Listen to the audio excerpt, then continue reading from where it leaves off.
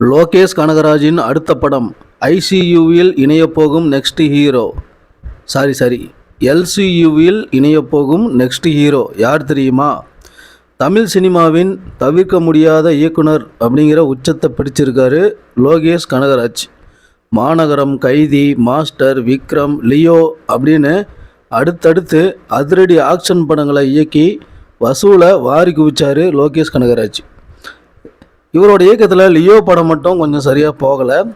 மேலும் Lokesh Kanagaraj cinematic universe அதாவது LCU இதன் கீழ் கைதி, விக்ரம் மற்றும் லியோ படங்களை இணைச்சி லோகேஷ் கனகராஜ் இயக்கியிருந்தார்.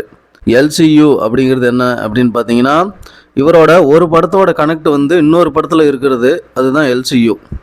விக்ரம் படத்தில் கைதி படத்தை இணைச்சி எல்சியூவை தொடங்கினார் லோகேஷ்.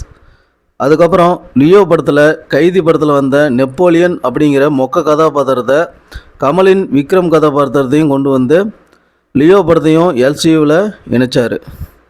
அடுத்ததாக எல்சியூவில் இணையப்போகும் படம் எது அப்படின்னு ரசிகர்கள் எதிர்பார்த்து காத்திருந்த நிலையில் அது குறித்த முக்கியமான தகவல் வெளியாகியிருக்குது.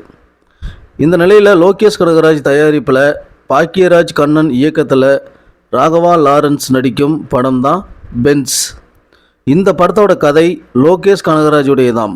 அதனால் ராகவா லாரன்ஸ் நடிக்கக்கூடிய பென்ஸ் திரைப்படமும் லோகேஷ் கனகராஜின் எல்சியூவில் தான் இணையும் அப்படின்னு சொல்லி கூறப்பட்டு வருது.